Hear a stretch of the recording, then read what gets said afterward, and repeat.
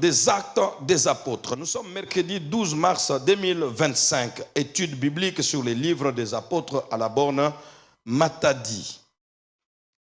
Les titres, les livres des Actes des Apôtres. Et particulièrement, à partir d'aujourd'hui, nous commençons l'étude du but du livre. Les buts du livre. Pourquoi, autrement dit, le livre a-t-il été écrit? Vous êtes là avec moi? Luc chapitre 1, le verset 1 à 4. Et puis Actes chapitre 1, le verset 1 et 2. Luc chapitre 4, le chapitre 1, le verset 1 à 4. Puis Actes chapitre 1, le verset 1 et 2. Les actes des apôtres. Dès que nous terminerons, le but, c'est le dernier point des actes de chaque livre que nous étudions.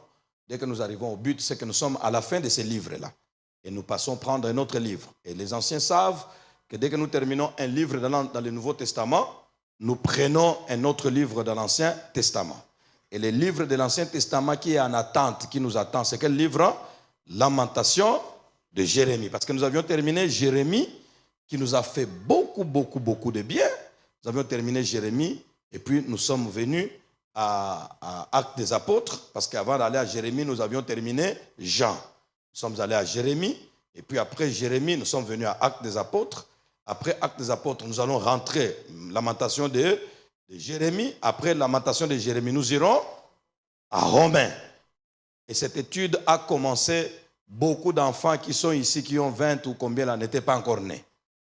Donc l'étude ici sur les livres de la Bible est plus vieille. De toutes les façons, notre église est bâtie par les livres de la Bible. C'est comme ça.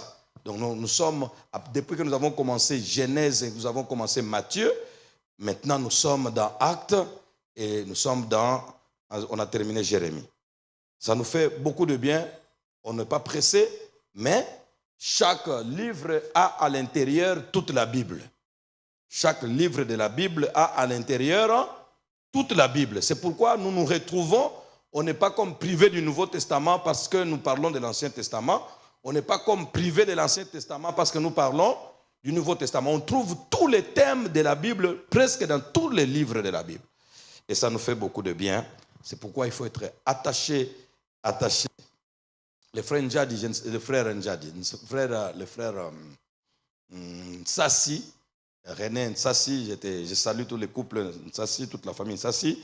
Il m'avait demandé autrefois, il dit, mon frère, ça c'était une box comme on dit, hein, c'est entre nous dans un groupe. Je pense que ça doit être dans le groupe de la diaspora de la borne Matadi à Lubumbashi. Ils m'ont incorporé dedans, je vois ce qu'ils ont comme activité. Alors, j'ai vu là-bas, pasteur, à un moment là, vous aviez parlé de tel berger, il m'appelle berger. Berger, à un moment là, vous avez parlé de telle situation. Et puis, est-ce que je peux encore avoir, vous n'avez pas, on dirait il y a un autre point que vous avez laissé ou quoi là.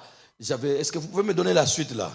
J'ai souri seulement, j'ai dit, bon, lui, je lui dois beaucoup de respect, je ne lui réponds pas encore, je vais lui répondre après. Mais si c'était un petit jeune homme là, j'allais lui dire, et puis, moi, tu vas me donner le travail d'aller encore fouiller mes notes pour toi. Mais lui, on va s'arranger autrement. Peut-être je le confierai à quelqu'un d'autre. Parce que lui, il était sérieux. Même quand il était ici, il était sérieux. N'est-ce pas? Quand quelqu'un est sérieux, on sait que celui-là, s'il demande, il demande avec tous les sérieux. Il était sérieux dans les choses de Dieu ici. Sérieux. Et il considérait notre église comme étant l'université. Je pense que c'est parmi les gens qui ont dit qu'à la borne Matadi, nous sommes à l'université de la parole. J'ai dit, ok. Alors lui, on va s'arranger autrement. Mais j'avais souri quand même. J'ai dit, waouh. C'est ce que j'ai dit d'habitude. On dirait qu'il n'avait pas vu ça. Mais sinon, il n'allait pas dire ça. Parce que là, je me poumonne. Un jeune homme, une jeune fille est là, en train de me suivre. Maintenant, demain, elle est aux études au loin. Elle dit, pasteur, souviens-toi, envoie-moi. En tout cas, heureusement que c'est un monsieur sérieux, un frère bien. Que le Seigneur le bénisse. Amen. Il a la soif de la parole, nous bénissons Dieu pour cela. Alors, nous sommes dans Luc chapitre 1, le verset 1 et 4, 1 à 4, et Actes chapitre 1, le verset 1 et 2. Nous lisons ensemble les Écritures. Et vous allez lire, vous allez voir, et quand vous lisez, lisez avec les virgules et tout ce qu'il y a, et comprenez aussi ce qu'il y a, les pensées qu'il y a, car beaucoup de choses peuvent être comprises déjà avant qu'on les commente. Parce que c'est écrit, la Bible est écrite pour que les gens la comprennent. Alléluia. Et surtout les enfants de Dieu. La Bible est écrite pour que les enfants de Dieu la comprennent. Pourquoi les enfants de Dieu? Parce qu'ils sont nés de nouveau. Qui dit nés de nouveau, c'est-à-dire l'Esprit de Dieu habite en toi, n'est-ce pas? Et la Bible a été inspirée par l'Esprit de Dieu. Donc l'Esprit de Dieu qui habite en toi t'aidera à comprendre. Certaines choses, tu peux comprendre avec le temps. Mais dans l'ensemble, ce dont tu as besoin pour vivre, tu les comprends quand tu lis. Et c'est formidable. Nous lisons ensemble. Plusieurs ayant entrepris de composer un récit des événements qui se sont accomplis parmi nous. Rapidement, s'il vous plaît. Suivant ce que nous ont transmis ceux qui ont été des témoins oculaires. Les événements, ce sont les événements de Jésus. C'est l'évangile. Ce sont les événements de Jésus. Alors, ceux qui les ont transmis et qui ont été des témoins oculaires, il s'agit des 12 apôtres, n'est-ce pas? Les 12 disciples. Des témoins oculaires dès le commencement et sont devenus des ministres de la parole. Alléluia. Ministre de la parole veut dire serviteur de la parole. Serviteur de la parole. Il m'a aussi, et ils ont fait ça, ils nous ont transmis ces choses-là. Il m'a aussi, allons-y, il m'a aussi semblé bon. Moi qui? Moi Luc, n'est-ce pas? Il m'a aussi semblé bon après avoir fait, allons-y, des recherches exactes sur toutes ces choses depuis leur origine, de les exposer par écrit d'une manière suivie à toi qui? Excellent Théophile. Excellent Théophile. Tout cela afin que tu reconnaisses, afin que, vous voyez déjà là, comme je vous ai dit que nous allons commencer les buts du livre. Déjà vous voyez, quand vous dites afin que, pourquoi j'étais écrit? Afin que, alléluia, afin que tu reconnaisses la certitude des enseignements que tu as reçus. Matthieu, Acte chapitre 1, le verset 1 et 2. Acte 1 et 2, il est dit, allons-y ensemble. Théophile, j'ai parlé dans mon premier livre. Quand déjà vous entendez ça, quel est le premier livre qui a mentionné Théophile? Luc. Qui lui a écrit dans ses premiers livres? Luc. Et ici, il ne dit pas son nom, mais il dit quoi? J'ai parlé dans mon premier livre. Actes des apôtres, ce n'est pas les actes de Luc. Mais là, on dit évangile de Luc. Les gens ont déjà fait des recherches, on dit évangile de Luc. L'évangile que Luc a écrit, selon Luc. Un enfant de Dieu qui lit la Bible, il va dire, bon, mais écoutez, j'ai lu Luc, il a dit ça. Et puis maintenant, je lis Actes, on dit, j'ai écrit dans mon premier livre. Alors que le premier livre qui a parlé de Théophile, c'est Luc. Donc, c'est Luc qui a écrit à Théophile. Et là, il dit, Théophile, j'ai parlé dans mon premier livre de tout ce que Jésus. C'est-à-dire que ça, probablement, Luc et Actes des apôtres ont un même auteur. C'est comme ça qu'on fait la comparaison. C'est pourquoi il y a un livre qu'on appelle la concordance. Ça aide les gens. Un seul mot, vous pouvez le trouver dans beaucoup d'endroits. Et la Bible comme Louis II, la Bible comme Louis II, et puis même Scofield, beaucoup de Bibles comme ça, vous allez voir, quand il y a comme des sections de la Bible, vous allez voir qu'on a écrit, on a mis telle section-là, en bas de cette section, on met beaucoup d'autres références. Pour vous dire que la section que vous avez lue là, vous pouvez les trouver dans les versets parallèles. Vous pouvez les trouver dans tel ou tel autre passage. Mais nous, le monde d'aujourd'hui est tellement pressé, les chrétiens sont tellement pressés de lire la Bible pour que, de façon religieuse, qu'ils se calment dans la tête que moi, aujourd'hui, j'ai lu la Bible.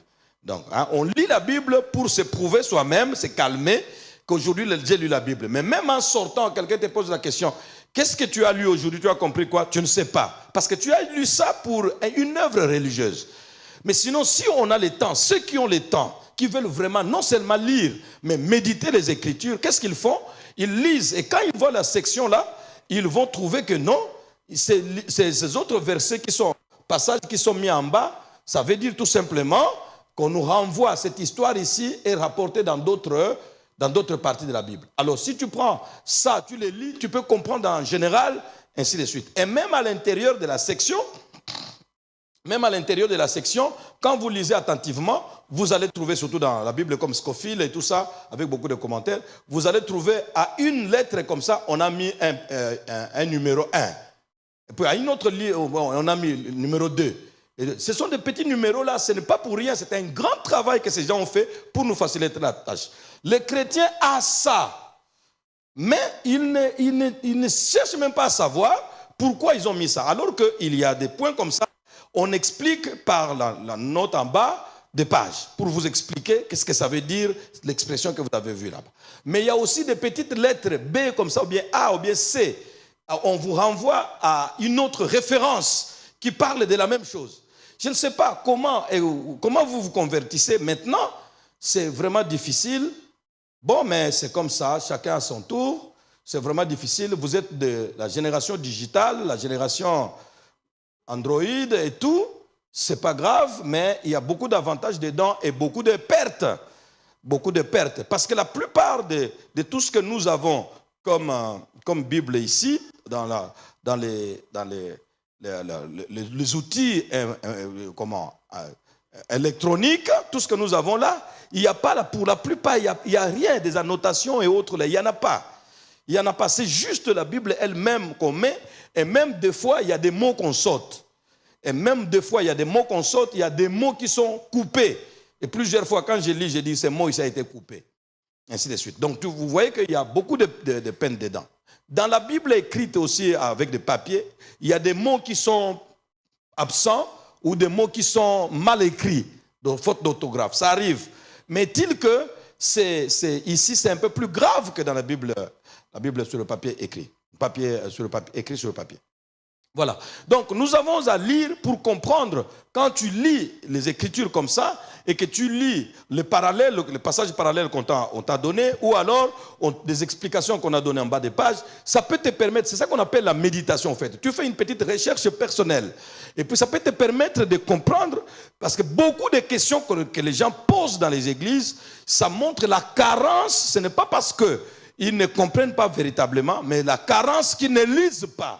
Parce que les questions qu'ils posent là sont déjà résolues dans d'autres passages parallèles aux passages dans lesquels ils ont trouvé la question. Peu importe, nous devons toujours continuer d'encourager le peuple de Dieu, comme ça nous devons avancer. Que le Seigneur nous fasse grâce. Voilà, donc nous étions en train de lire quoi? Actes chapitre 1, le verset 1. Il est dit, Théophile, j'ai parlé dans mon premier livre de tout ce que Jésus a commencé de faire et d'enseigner dès le commencement. Le verset 2, tous ensemble. Dès le commencement, jusqu'au jour où il fut enlevé au ciel, après avoir donné ses ordres par le Saint-Esprit aux apôtres qu'il avait choisis. L'introduction du premier livre parle des apôtres. L'introduction du deuxième livre parle également des apôtres. Pour vous montrer la place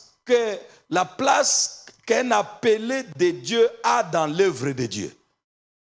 La place qu'occupe un appelé, un envoyé de Dieu dans l'œuvre de Dieu. L'œuvre de Dieu se fait avec les envoyés de Dieu. Peu importe qui tu es, peu importe ce que tu fais, peu importe qu'est-ce que tu es dans la société, si tu t'intéresses à l'œuvre de Dieu, tu devras t'intéresser aux envoyés de Dieu. Parce que la Bible dit clairement, comment croiront-ils? Comment seront-ils sauvés s'ils ne croient pas? Et comment croiront-ils en celui dont ils n'ont pas entendu parler? Et comment en entendront-ils parler s'il n'y a personne qui prêche? Et comment y aura-t-il des prédicateurs s'ils ne sont pas envoyés? Et là, on ne pose pas la question, et comment y aura-t-il d'envoyés? Parce que l'envoyé, celui qui envoie est connu, Dieu. Donc, le salut, l'œuvre de Dieu en général, est rattaché aux envoyés. Donc tu ne peux pas aimer l'œuvre de Dieu et te développer dedans sans t'attacher aux envoyés. Donc le monde d'aujourd'hui fait tout pour que tout le monde s'attache à Dieu. Le monde d'aujourd'hui conduit tout le monde à s'attacher à Dieu et non aux envoyés de Dieu. Et ça, c'est très dangereux, malheureusement. Comment croiront-ils? Mais écoutez, tout le monde dit que non, Dieu a mis la conscience et puis ainsi de suite. Il a mis la pensée de l'éternité dans l'homme et tout ça. Ok. Alors si Dieu qui a mis la conscience dans chaque homme, la pensée de l'éternité dans chaque homme, si Dieu a trouvé la nécessité d'envoyer encore, c'est-à-dire que ceux-ci, ces envoyés donc, ne sont pas inutiles. Et là aussi, il faut faire attention, il faut faire un effort, il faut demander à Dieu la grâce que tu rencontres le vrai envoyé. Parce qu'il y a envoyé et envoyé, nous pourrons le voir. Il y a envoyé et envoyé. Et si vous avez rencontré un certain envoyé qui ne l'est pas, dommage, j'étais plein. Un envoyé qui ne l'est pas est considéré par Dieu comme un mercenaire. Bon, mercenaire, disons. L'autre terme, comme un aveugle. Parce que l'envoyé ne peut pas vous conduire, sinon, il vous conduira sur le chemin qu'on lui a montré. C'est ça le rôle de l'envoyé. C'est une sorte de médiateur. Tu les conduiras sur mon chemin, je te montre toi-même déjà le chemin, et tu les conduiras sur ce chemin. Et s'il n'est pas envoyé par Dieu, donc il ne connaît pas le chemin. Et s'il ne connaît pas le chemin, il est aveugle. Et qu'est-ce que la Bible dit? Un aveugle qui conduit un autre aveugle. Tous les deux se retrouveront dans un trou. Et c'est pourquoi aujourd'hui, je vous assure, mes amis, je ne sais pas si quelques personnes vont commencer à me trouver que je suis extrémiste de plus en plus par rapport à la foi au Congo. Je vous assure, notre pays a un problème de foi. Notre pays a un vrai problème de foi, mes amis. Que personne ne vous trompe et nous-mêmes ne nous trompons pas par le fait que tout le monde va à l'église. Tout de suite là, je venais de Boma, j'ai fait 4 nuits là-bas et puis là où j'étais, j'ai vu un groupe de gens venir, il y avait des autorités qui sont passées par là, j'ai vu beaucoup de gens étaient là, des mamans, des papas et tout, c'était envahissant, il y avait une réunion politique ou quoi, c'était vraiment beaucoup de gens et puis pendant que j'ai passé, j'ai vu une foule, bon, je voulais rentrer. J'ai vu un groupe de gens de Matadi qui m'ont reconnu en tenue de policier, vraiment en tenue de policier respectable. Et puis je les ai vus, mais pasteur, vous êtes ici? Ah, oui, mais comment vous me connaissez? Nous sommes de Matadi, nous sommes ici, une autorité de ce côté, nous sommes ici, ainsi de suite. Et puis il dit, mais heureusement que vous m'avez reconnu, moi je ne pouvais pas vous reconnaître. Il dit, pasteur, mais vous qui ne vous connaissez pas, hein, ils ont exagéré d'une manière. Il dit, mais chez vous là, tous les généraux pris là-bas, les grands, les PDG, les ADG, les directeurs, tout ça, tout le monde pris là-bas, qui ne vous connaît pas. J'ai dit, waouh. Et c'est là, et il parlait honnêtement, mais moi dans mes oreilles, ça sonne autrement. Demain, on nous donnera, on risque dans ce pays, on risque de nous poser la question, la population congolaise s'est posé la question, est-ce que l'église vaut la peine? Est-ce que prier vaut la peine? Parce que prier dans notre pays, on a prié tous les grands du pays et à tous les niveaux de la vie politique, de la vie économique, de la vie santé, éducation, tout le monde était chrétien à une époque donnée. Qu'est-ce que nous avons récolté? Rien. Donc, la prière n'a pas répondu. Vous voyez les pièges dans lesquels nous allons. Donc, la foi congolaise a un problème. Parce que beaucoup de chrétiens, c'est comme ça. Le diable est en train de petit à petit créer son évangile. Son évangile qu'il donne aux gens, écoute, tu peux rester à la maison, tu pries Dieu, est-ce qu'il faut aller à l'église? Mais tu peux lire la Bible toi-même, non, tu es licencié, n'est-ce pas? Oui, tu peux lire la Bible toi-même. Est-ce qu'il faut que quelqu'un t'explique pour qu'il puisse t'amadouer ou qu'il puisse qu'il puisse te dominer d'une certaine manière?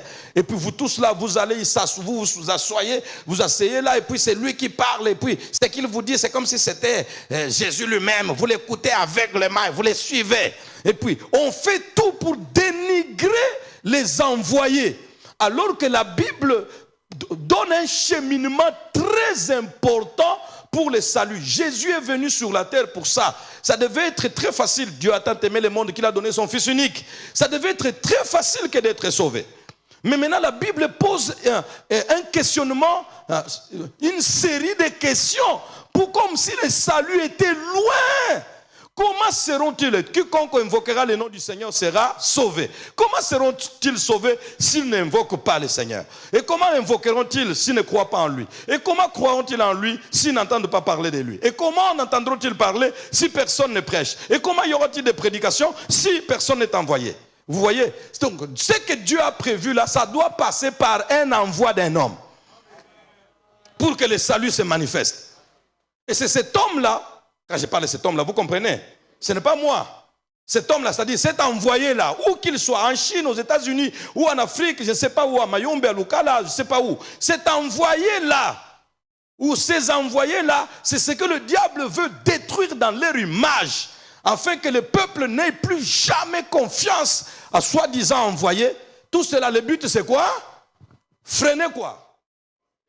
Ce n'est pas l'évangile. Freiner quoi? Les saluts là, dans la fin. Comment seront-ils sauvés s'ils ne croient pas, s'ils n'invoquent pas? Parce qu'il est écrit, quiconque invoquera le nom du Seigneur sera sauvé. Mais maintenant, comment seront-ils sauvés s'ils n'invoquent pas? Première question. Comment invoqueront-ils celui en qui ils n'ont pas cru? Deuxième question. Une autre question. Comment croiront-ils en celui dont ils n'ont pas entendu parler? Une autre question. Alors, comment en entendront-ils parler si on ne prêche pas?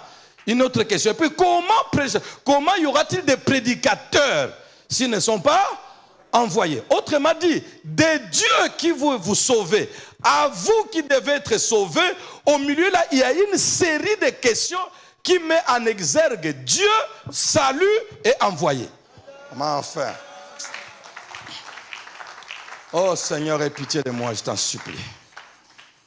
Une série de questions qui met en valeur, en exergue, Dieu, salut et envoyé. Attention, l'enfant de Dieu, comment vous vous comportez vis-à-vis des dieux, de l'Église, des envoyés. Parlez de Dieu, avec négligemment, parlez de Jésus négligemment, parlez de l'Église négligemment. Et puis vous écoutez, vous ne parlez pas peut-être pour, je ne sais pas incertain, mais vous êtes tellement lâche que vous ne pouvez pas parler. Si la lâcheté te pousse à ne rien dire, parce qu'on parle mal de ton Dieu, de ton église, de ton pasteur, de ton je ne sais pas quoi, il dit, on va trouver que je suis fanatique, bon, je laisse d'abord qu'il parle seulement. Si la lâcheté te pousse à ne rien dire, au moins trouve le moyen de quitter cet endroit. Sinon, assister en entendant tout ça là, tu participes au péché d'autrui. Et tu es un lâche, et la Bible dit que les lâches sont à mettre dehors.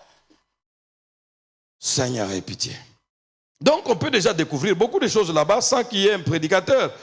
Tout simplement, vous faites les parallélismes et autres, et puis vous ouvrez d'autres parties de la Bible, et ça vous fait du bien, vous avancez. Donc, après, parce que nous sommes en train de parler du livre des Actes des Apôtres, après les dates et les lieux de rédaction des actes. Il y a combien de dates de rédaction? Après les dates et lieux de rédaction. Après les dates et lieux de rédaction des Actes des Apôtres. Il y a combien de dates de rédaction?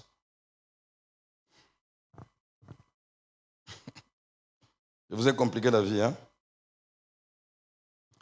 Après les dates et lieux de rédaction des Actes des Apôtres, après son auteur et son destinateur, nous sommes passés par la longue analyse de son riche contenu qui nous a édifiés par plusieurs faits. J'ai posé la question.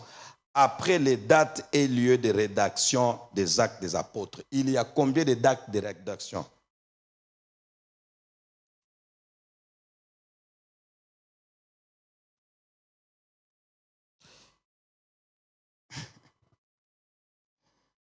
Normalement, je devais dire, après la date de rédaction et les lieux, après la date et les lieux de rédaction.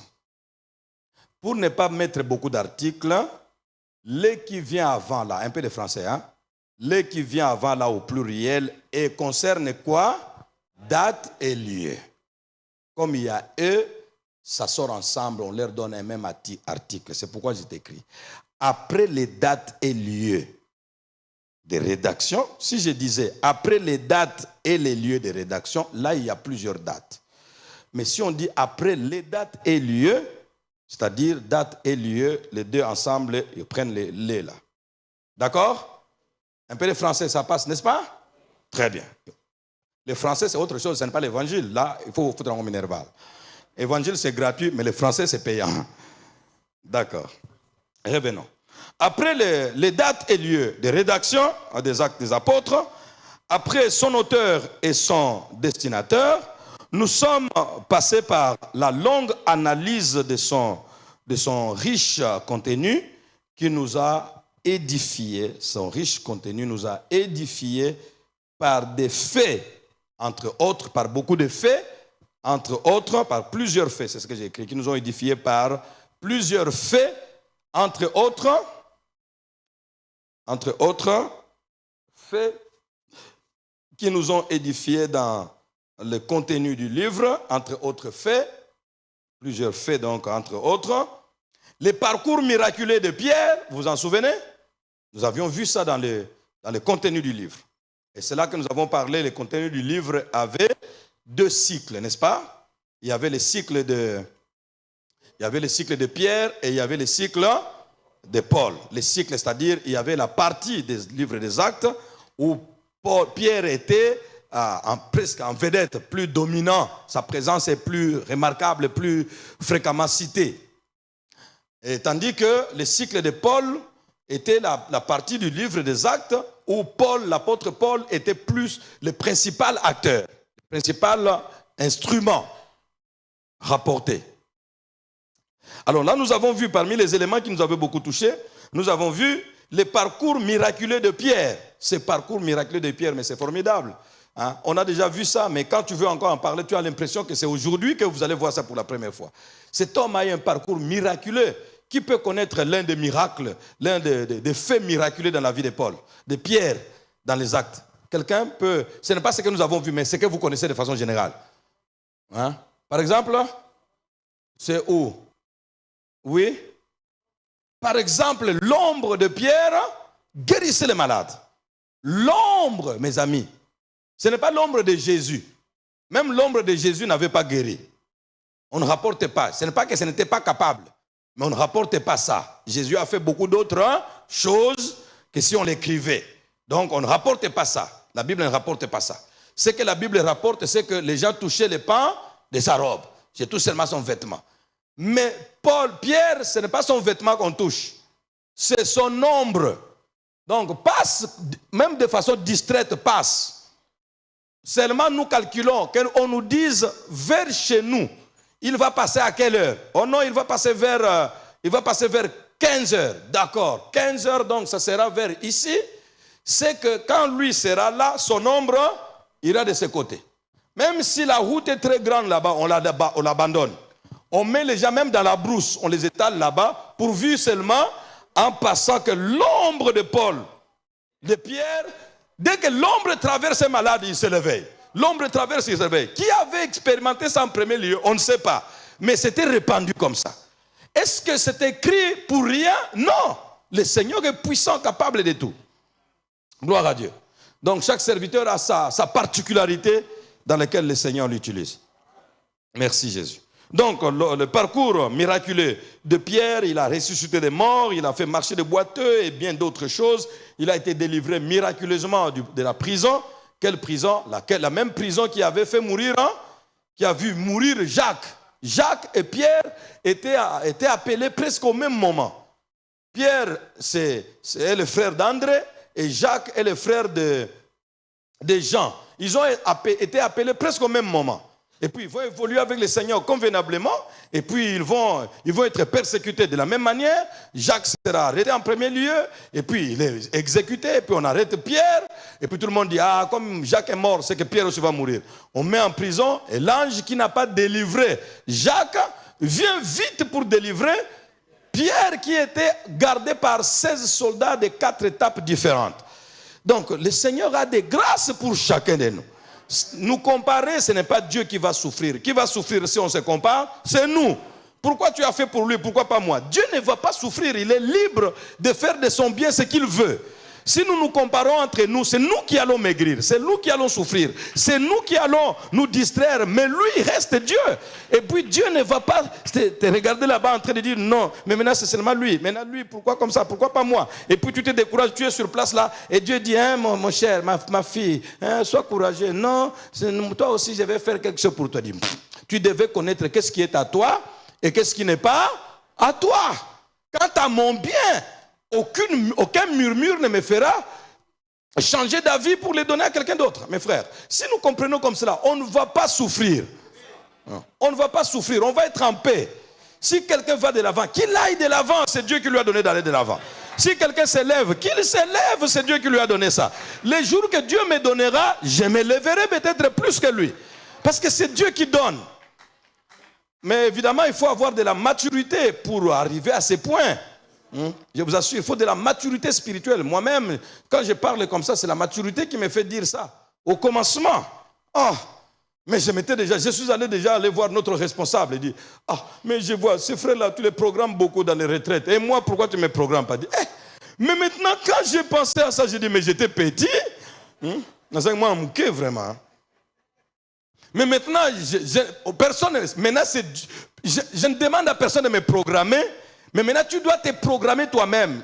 Or, quand tu te programmes toi-même, tu peux aussi dire que je ne me programme pas. Mais tu sens que c'est lourd, c'est ta responsabilité. Parce que quand tu prêches une fois l'an, tu peux te disputer la chair. Hein? Mais maintenant, sois le détenteur de la prédication dans une église comme la Borne Matadi. Et tu les enseignes pendant 25 ans sans que tu ne puisses te répéter les mêmes choses, et puis ils ne trouvent plus l'intérêt. Attention! Donc Dieu, quand il a béni un frère, c'est que c'est son temps. Quand Dieu élève une sœur, c'est que c'est son temps. Parce que quand Dieu met quelqu'un devant, c'est qu'il lui a donné la capacité d'être devant. Et toi, si tu n'as pas encore cette capacité, mais tu vas quand même devant. Vraiment. Parce que tu n'en auras pas la capacité. Tu vas travailler par ta force. Et si tu travailles par ta force, tu es complètement désabusé. C'est fini. Attendons et bénissons Dieu pour ce qu'il fait pour les uns et pour les autres. Alléluia. Donc cet homme, Pierre, nous a beaucoup béni. Et puis nous avons dans les contenus, on a vu beaucoup d'autres choses. Entre autres, donc, le parcours miraculeux de Pierre. Nous avons vu la conversion spectaculaire de Paul. Et c'est multiple. La conversion spectaculaire, vous voyez ce que je veux dire? Cet homme s'est converti. Beaucoup de gens ne se sont pas convertis comme ça. Cet homme s'est converti. Aucun apôtre rapporté dans les Écritures ne s'est converti de cette manière. Il s'est converti d'une manière exceptionnelle. C'est Jésus lui-même. Jésus glorieux. Ce n'est pas Jésus physique. Glorieux lui-même. Qui vient encore sur la terre pour gagner une âme. Seigneur. Mais tu nous as déjà dit que allez, faites de toutes les nations des disciples. Je serai avec vous, mais c'est vous qui prêcherez. Enseignez-les et baptisez-les. Au nom du Père, du Fils et du Saint-Esprit. Enseignez-les tout ce que je vous ai prescrit. Tu nous as déjà donné la responsabilité. Donc, s'il y a quelqu'un qui a sauvé, envoie un serviteur là-bas. Tu as envoyé, comment il s'appelle? Tu as envoyé Philippe pour aller gagner l'eunuque éthiopien, non? Mais arrivé autour de Paul, Jésus dit non, ça je n'envoie personne. Au point où il est arrivé, non, là c'est moi-même. Et puis il descend avec une lumière, Paul ne pouvait plus rien voir. Et puis il est devenu aveugle au même moment. Mais il entend la voix. Saul, Saul, pourquoi me persécutes-tu? Pourquoi fais-tu des choses comme ça? Qui es-tu, Seigneur? Je ne t'ai pas dit que j'étais Seigneur. Mais la voix était magistrale. Aucun autre homme sur la terre ne peut parler comme ça. Mon Dieu. Pourquoi tu n'as pas dit qui es-tu? Est-ce que c'est Gamaliel? Est-ce que c'est qui? Non. Il a connu la voix de Gamaliel, la voix des souverains sacrificateurs et autres. Mais cette voix-là est unique. Quand elle t'appelle, tu diras Seigneur. Quand cette voix-là t'appelle, tu diras Seigneur. Qui es-tu, Seigneur? Je suis Jésus que tu persécutes. Tiens, c'est Jésus qui est mort bizarrement, selon ce qu'on m'a dit. Et puis ses disciples, je les maltraite. Et puis ils sont Et c'est lui qui vient me parler comme ça. Et il va se convertir. Mais là aussi, Jésus, il a gagné une âme, mais il ne lui dit pas, qu'est-ce que je dois faire maintenant? Il dit, non, non, non, je ne veux pas changer ce que j'ai dit. Ce que les gens doivent savoir me concernant, les gens qui doivent leur dire ça sont parmi eux. Est-ce que vous êtes avec moi? Alors, si quelqu'un vous dit que non, tu vas dormir, Dieu va te donner des révélations, tu vas lire la Bible, tu vas comprendre toi-même, ça fait quoi? Il veut te tuer la vie. Tu as besoin d'un envoyé. Tu as besoin d'un envoyé. Et les envoyés sont nombreux. Il y a beaucoup de faux, mais les vrais sont nombreux aussi. Tu as besoin d'un envoyé. Va, entre dans la ville et là, on te fera quoi? On te dira ce que tu dois faire. Parce que je leur ai déjà dit, enseignez-leur ce que je vous ai prescrit. Mais quant à ton cas qui est particulier, va dans la ville, ils te diront ce que tu dois faire.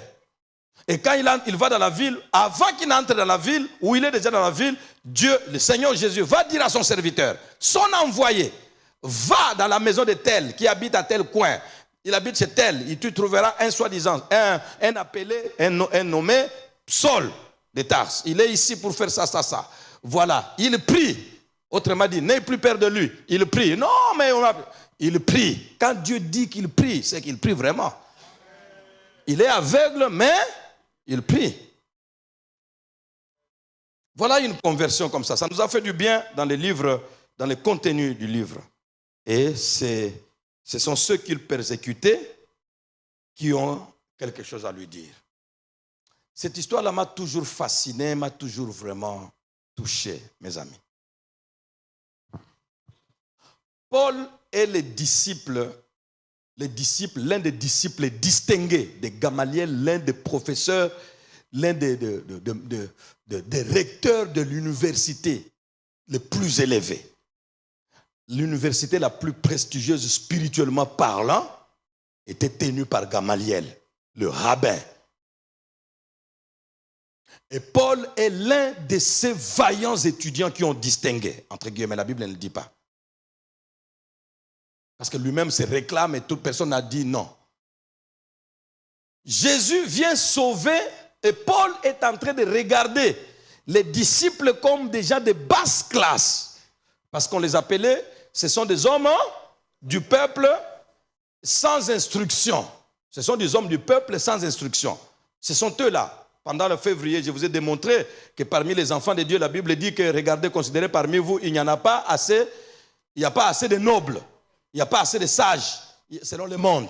Mais Dieu a utilisé les choses folles, les choses faibles, les choses viles, les choses méprisables, celles qui ne sont pas. Voilà un peu, pour confondre, comme la Bible le dit. Donc,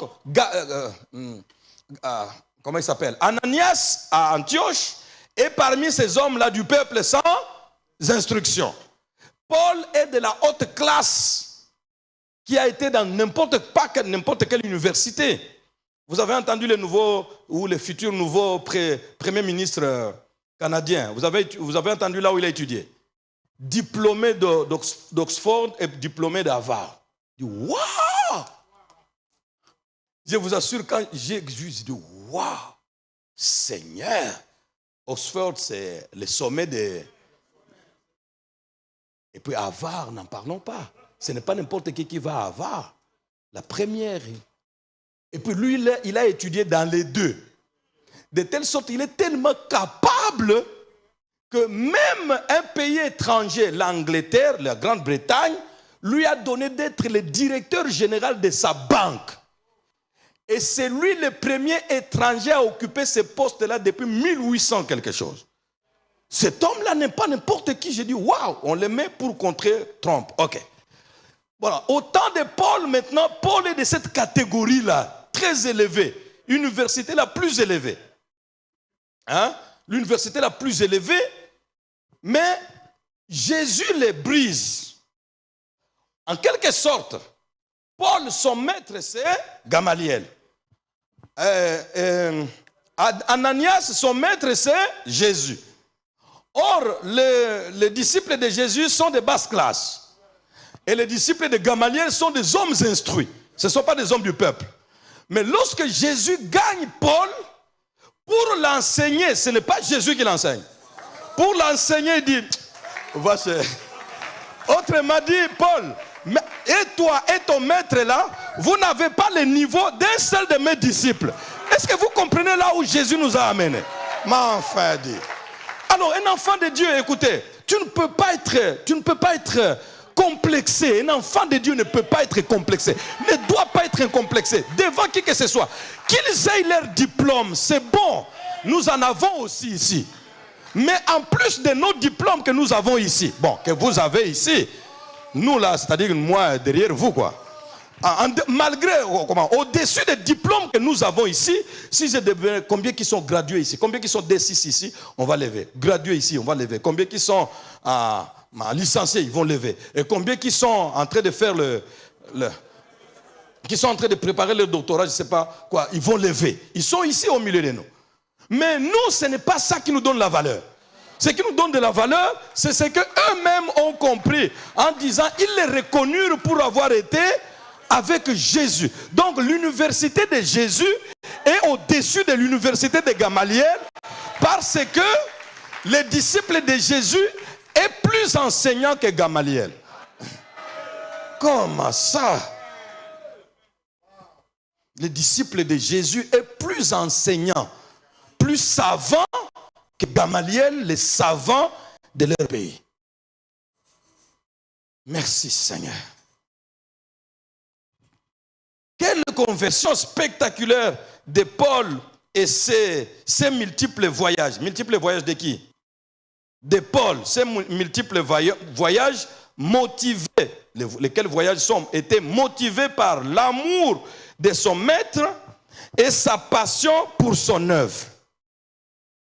Pourquoi, autrement dit, Paul faisait tous ces voyages? Répondez.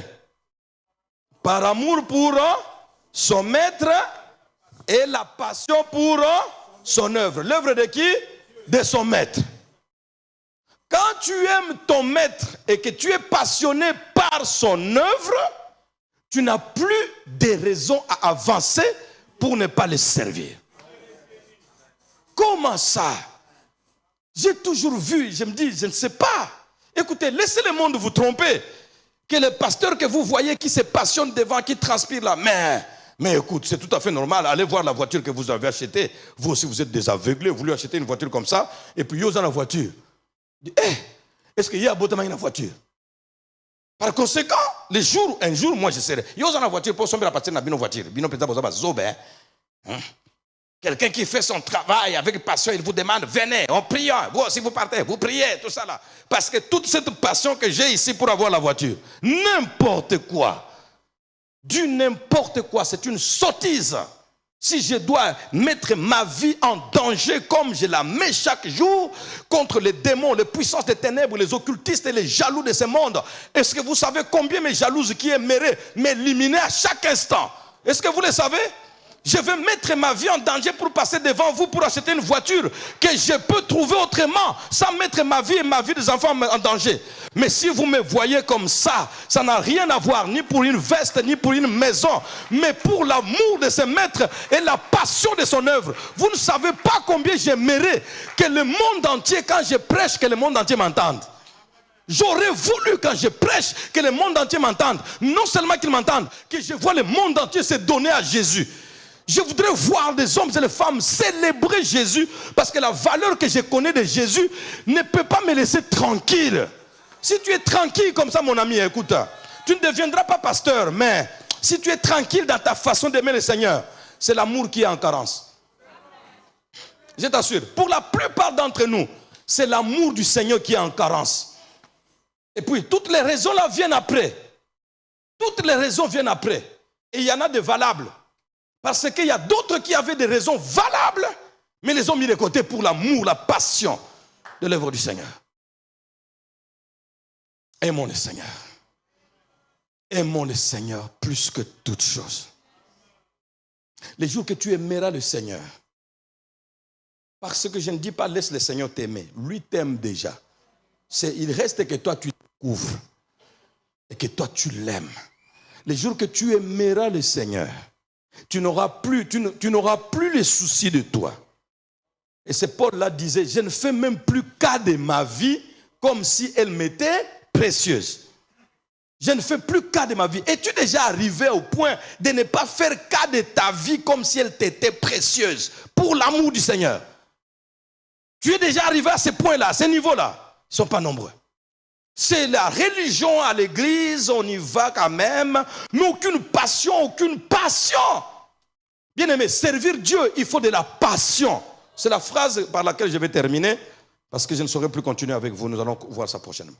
Cette phrase-là dit ceci. Donc, entre autres, nous avons vu le parcours miraculeux de Paul, la conversion, le parcours miraculeux de Pierre, la conversion spectaculaire de Paul et ses multiples voyages motivés par l'amour de son maître et sa passion pour son œuvre. C'est ça qui était à la base. Il ne voyageait pas pour trouver l'argent. Il ne voyageait pas pour trouver l'argent, envoyer ses enfants à l'école. Non. Aujourd'hui, beaucoup de serviteurs sont dans des voyages appelés voyages missionnaires. Ça n'a rien à voir pour la mission. C'est l'argent qu'ils cherchent. Il passe donc, je veux quitter. J'ai déjà vu plusieurs ici. Depuis qu'il a quitté il y a 2 ans, qu'il était à Kananga. Qu'il a quitté Kananga il y a 2 ans. Et il est en train de voyager. Il va à gauche, à droite. Il va à gauche, à droite. Il arrive à Matadi 2 ans après. Et son voyage n'est pas encore fini. Il dit non, je suis en voyage missionnaire. Je vois sa lettre là, qu'il a écrit lui-même ou quoi là. 2 ans, j'ai mon frère, 2 ans. Tu as une église. Quel est ce pasteur qui t'a donné la mission de 2 ans? Tu lui as rendu le rapport quand? Ok, maintenant dis-moi, quelle est la préparation que vous avez eue pour ces 2 ans? C'est-à-dire où tu iras, tu dormiras, où tu mangeras quoi? Les transports pour aller partout. Bon, non, l'œuvre de Dieu lui-même prend en charge. Quand j'arrive à Matadi, je prêche à Matadi, je trouve l'argent pour aller à Boma, à Matadi. Il dit non, la mission ne marche pas comme ça. C'est pourquoi Binonde Bozo Fing Salingomba. La mission ne marche pas comme ça. Quand tu te promènes, tu sais. C'est lui qui t'a envoyé en mission, il sait. Il t'a donné cet argent ici, c'est pour ça, ça, ça, ça, ça. Parce que même Jésus, autrefois, il a dit à ses disciples, allez-y, l'ouvrier mérite son salaire. Et puis après, il dit, maintenant, si quelqu'un a son épée, qu'il la vende, qu'il la prenne. Celui qui a un soulier, qu'il le vende. Celui qui a ceci, celui qui a sa bourse, qu'il prenne. Nous ne pouvons pas humilier le Seigneur de cette manière-là. Tu n'as ni l'envoi du Seigneur, comment là, le mandat du Seigneur, ni quoi que ce soit, tu te promets, tu demandes. Mais Paul ne voyageait pas pour des raisons d'argent. Et quand il arrive à Matadi, on prêche, il prêche quelque part, on prend 10 000, 15 000, on lui donne. Alors, il appelle à Kananga. Allô? Oui, 10 000. Ah, papa, Mikolo Bazo Benga la classe. Je ne sais pas comment on peut dire ça. Et puis, boiting. Et puis tout ça. Boiting. Alors, tout ça. Finalement, il envoie. Oh bien, s'il est parti d'ici, il est à Kananga, il envoie de ses côtés, il parle à Kikongo. S'il est parti de Kikwit, il est à Mbandaka, il envoie. Tout simplement pour faire vivre par des miettes comme ça. Et c'est ce que tu appelles toi voyage missionnaire. Non, mes amis, pas comme ça. Si personne n'envoie, attends. Mais Paul voyageait, pourquoi? Il voyageait comme ça par l'amour pour son maître. 2, par la passion qu'il avait pour l'œuvre de son maître. Il tenait à ce que tout le monde soit sauvé. Sauvé. Ainsi, la dernière phrase donc était, bon exemple, cette pratique de Paul qui voyageait non pour chercher l'argent, non pour se servir d'une certaine manière, qui voyageait. Pourquoi? Parce que il aimait son maître et il s'est passionné pour l'œuvre de son maître, de celui-ci. Bon exemple, voilà un bon exemple, car toute œuvre, notez bien, bon exemple, c'est ce que Paul faisait là, c'est un bon exemple, n'est-ce pas? Car toute œuvre passionnée, c'est très important, hein? Par toute œuvre passionnée accomplie pour Jésus le Sauveur, sans amour pour lui Jésus le Sauveur, révélera, mercenaire, l'auteur de cette œuvre. Est-ce que cette phrase est compréhensible? Bon exemple. Car toute œuvre passionnée accomplie pour Jésus, le Sauveur, sans amour pour lui, pour Jésus, révélera, mercenaire, l'auteur de cette œuvre-là. Autrement dit, si je me mets ici à me passionner, je parle avec passion, mes amis, aimez le Seigneur, aimons le Seigneur, servons-le, donnez-le, servons notre Dieu avec notre force, avec notre argent. Ne calculez pas, mes amis, donnez à Dieu, Dieu vous donnera. Vous voyez, Jésus nous a sauvés, il s'est livré lui-même, vous ne voyez pas. Est-ce que toi tu peux hésiter? Qu'est-ce que tu peux encore hésiter de lui donner? Donnez sans regarder comment vous donnez. Jésus vous sauvera. Je transpire, je me passionne pour Jésus. Si je n'ai pas d'amour pour Jésus, cette façon de faire là va me révéler au monde entier que je ne suis que un mercenaire. Parce que je sers Jésus sans l'amour pour lui, sans passion pour son œuvre. Et c'est pourquoi la Bible dit que plusieurs ont pour Dieu leur propre ventre. Que Dieu nous aide. Aimons le Seigneur. Si je veux à la musique, je suis choriste. Je viens là-bas après avoir adoré à la maison. Après avoir oint les instruments et les instrumentistes de l'onction. Après avoir prié pour tous les choristes. Après avoir m'être préparé moi-même. Je ne peux pas venir ici. Même la voix de chacun, on te prend comme par hasard, comme ça. Passe ton micro. On va entendre la voix, tu n'as pas d'idée. Pourquoi? Parce qu'on se prépare bien que les jours qu'on va modérer. Quand quelqu'un se prépare bien pour les jours qu'il va prêcher, il ne prêchera jamais bien. Je vous assure, c'est lui qui se prépare pour les jours qu'il va modérer. Il ne modérera jamais bien. La bonne façon de prêcher, c'est d'être dans l'état de prédication toute sa vie. Comme ça, quand tu es devant, ça coule. La bonne façon de modérer, c'est d'être chantre à la maison. Partout où tu es, à la toilette, tu chantes, tu joues, tu pries avec la musique, tu dors avec la musique, tu te réveilles. Et ainsi de suite, tu adores, tu loues, tu célèbres. Tu seras comme le poisson dans l'eau. Sinon, mouké, organe, mouké, down. Habituons-nous avec la Bible parce que nous l'aimons. Vous allez voir que quand tu es ici, des versets que tu as lus longtemps au Bossana, mais quand tu es ici, le Saint-Esprit vous rappellera tout ce que je vous ai enseigné. Mais si la Bible, toi tu ne la lis que pour prêcher, même les versets sont en carence dans ta tête, comment tu vas parler ici à l'aise? Parce que tu vas trembler. C'est ce jour-là où on te dit aujourd'hui, bombe kwei, et puis tu dors par terre. Et les autres jours, si tu dormais avant par terre, et que ça arrive brusquement, tu peux t'appuyer, Seigneur, souviens-toi que j'avais déjà dormi par terre un jour. Ça peut passer, n'est-ce pas? Les enfants de Dieu ne travaillent pas. Beaucoup ne travaillent pas. On travaille comme des mercenaires. Caméraman, la même chose. Technicien, la même chose. Service d'accueil, routinièrement, là, sans passion. On est là, on sert Dieu sans passion, sans vie. On n'a même pas prié pour l'œuvre. On est au service, je ne sais pas quoi, de vigile, on est au service à l'intercession, comme cela, parce qu'on porte déjà les noms, les titres. Mais la vie n'y est pas. Frères et sœurs, quand tu n'as pas la vie en servant Dieu, ça va devenir monotone et ça sera une corvée. Mais quand tu aimes et que ça coule au-dedans de toi, tu es à l'aise. C'est pourquoi, mes amis, vous voyez, je peux parler ici. C'est vous qui vous fatiguez, je peux parler, je continue mes notes là, ça peut me prendre jusque 2 heures. Je parlerai sans me fatiguer. Je vais me fatiguer à la maison. Ça y est, à moi. C'est ma vie. Ce n'est pas ici mon travail. C'est ma vie que vous êtes en train de recevoir là. Ce n'est pas mon travail. C'est ma vie que vous recevez. Ma vie, ma relation avec le Seigneur. Aimez le Seigneur. Baissons la tête dans la prière.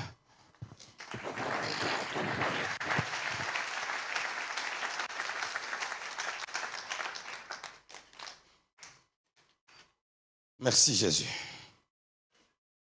Prochainement, nous allons maintenant commencer à vous détailler les buts et beaucoup d'autres choses.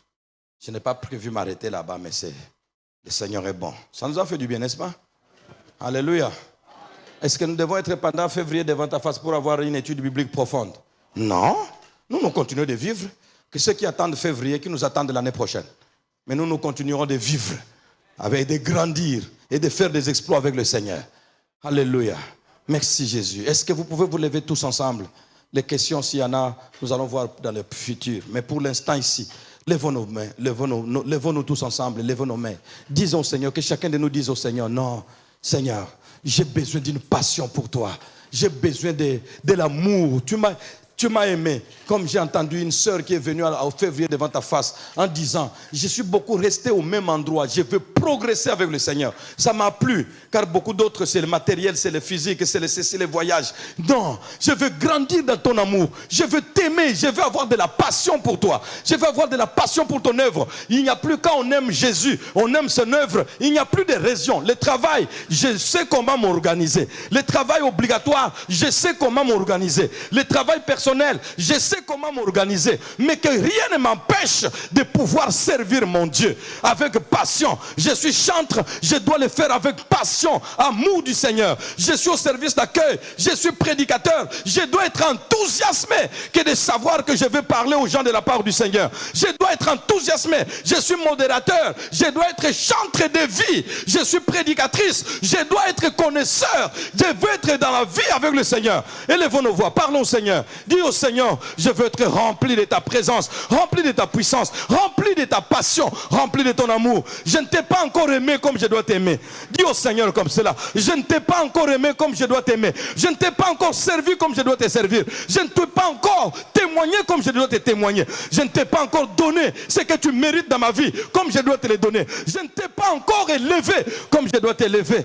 Je ne t'ai pas encore béni comme je dois te bénir. Qui est comme toi, Seigneur? Merveilleux Jésus. Alléluia. Alléluia. Le plus petit de tes disciples est plus puissant, plus savant que Gamaliel. Alléluia. Plus savant. Sinon, alléluia, l'égal de Gamaliel, et ce que Gamaliel donnait était bas, et ce qu'Ananias a donné était plus haut. Ce que Gamaliel avait donné à Paul n'avait jamais amené Paul à ce standard d'homme puissant connu dans le monde entier. S'il était resté seulement avec Gamaliel, qui connaîtrait Paul? Alléluia. Mais parce qu'il a été enseigné par les disciples de Jésus, Paul est devenu la référence, car le disciple de Jésus est plus savant que Gamaliel. Voilà pourquoi, Seigneur, que tes serviteurs aiment la présence de Dieu, la maison de Dieu, être assidu, être attaché, être, Seigneur, adonné à l'œuvre de Dieu. Pas de façon religieuse, pas de façon mécanique, machinale, mais de façon tout à fait dévouée, de façon passionnelle. Te servir avec passion, te servir, t'aimer avec passion, t'adorer avec passion, jouer la guitare avec passion, jouer, gratter les synthés avec passion, gratter la guitare avec passion, jouer, je ne sais pas quoi, manier les instruments avec passion, prêcher, enseigner, modérer avec passion, servir de quelque manière que ce soit avec passion, prier à la maison seule avec passion. Ma passion ne dépend pas de la foule, de la présence des gens. Ma passion dépend de ta présence et de l'amour que j'ai pour toi. Lire la Bible avec passion, prier avec passion, écouter, alléluia, la musique et danser même seul. Merci mon Dieu.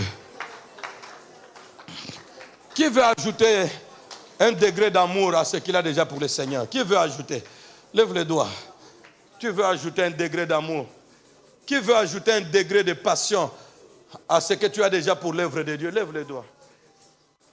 Qui veut ajouter un degré de passion, un degré de l'amour de Dieu, un degré de la lecture, un degré de la lecture de la parole de Dieu, de la méditation, faire la correspondance, faire le parallélisme, gagner, grandir, être passionné pour les études bibliques, être passionné pour la réunion de prière, de jeûne et prière de chaque vendredi, être passionné pour le culte de l'Éternel, être passionné pour la cellule, être passionné pour le département, être passionné pour l'œuvre de Dieu, la passion, l'amour pour le Seigneur, l'a envoyé le serviteur en mission, en traversant les dangers, les risques, mais ils n'ont jamais reculé. Merci Jésus, tu vois ton peuple, ils sont nombreux. Oh Jésus, qu'est-ce qui vole une partie de ton amour dans les cœurs du peuple? C'est quoi, Seigneur? C'est quoi, Seigneur? Je t'en supplie. C'est quoi? Le diable multiplie toutes sortes de troubles, toutes sortes de séductions diaboliques du monde, toutes sortes de paralysies financières afin de troubler les couples, de troubler les vies, de troubler les femmes, les hommes. Une sorte d'impayement afin de troubler les vies des serviteurs, des travailleurs dans des différentes entreprises qui sont coincés, oppressés, la vie difficile. Le diable veut rendre la vie difficile à tout le monde afin que l'amour du Seigneur ne soit réduit qu'à une petite religion. Seigneur, qu'il n'en soit pas ainsi. Ce n'est pas pour un mari, ce n'est pas pour un homme, une femme, ce n'est pas pour un ami, ce n'est pas pour le travail, c'est pour moi d'abord, c'est pour ma vie. Jésus s'est passionné en m'aimant et je ne peux pas ne pas. Il a sémé l'amour, que Jésus moissonne la passion de mon cœur pour lui. Qu'il en soit ainsi, prends ces hommes et les femmes, donne la vie à chacun. Merci notre Dieu. Seigneur, s'il te plaît, que personne ne te serve de façon routinière, que personne ne vienne devant les autres, modérateurs ou chantres, instrumentistes ou techniciens, service d'accueil ou vigile, je ne sais pas qui d'autre, intercession ou gagneur d'âme, je ne sais pas, social ou propriété à l'église. Que tous, Seigneur notre Dieu, chacun se passionne pour ton œuvre, que personne ne fasse quelque chose comme par routine. Pasteur, ancien, responsable des départements, ouvriers, actifs de l'église, que chacun se passionne pour toi, Seigneur. Sinon, nous aurons trouvé des raisons et des raisons et des raisons et des raisons. Et puis les raisons que nous trouvons ne nous amènent nulle part, ne nous font pas avancer. Et nous sommes comme des bébés, alors que ça fait longtemps que nous sommes convertis. Pourquoi? Parce que pas de passion pour lui. Seigneur, derrière nous, nous avons vu des gens dans l'histoire passionnés et ils ne sont pas restés anonymes. Bénis ces hommes et les femmes. Que venir dans la maison de Dieu ne soit pas une corvée, mais une passion. De servir, prier à la maison, lire la Bible, aller à la cellule, visiter les membres de l'œuvre de Dieu, les membres de l'église. Seigneur, je veux voir des jeunes gens, des jeunes filles, des papas, des mamans, comme des renards, des Samsons, enflammés par l'amour pour le Seigneur. Merci Jésus. Reprenez vos places. Tu prends ces dîmes, ces offrandes, ces dons volontaires. Tu le bénis, Seigneur, tu nous tiens la main. Nous n'avons que toi et tout ce que tu nous donnes est à ta gloire. Nous ne pouvons pas oublier que sans toi, nous ne serons pas ce que nous sommes. Quel homme marcherait après nous? Quelle femme marcherait après nous? Qui nous respecterait? Qui nous considérerait sans toi? Par conséquent, tu es plus important pour nous que toute autre chose, que toute autre personne. Merci, Seigneur. Ton peuple qui te donne ne s'appauvrit pas. Mais tu bénis tes siens, tu bénis les tiens et tu bénis ceux qui portent ton nom. Au nom de Jésus. Amen. Frère Macal.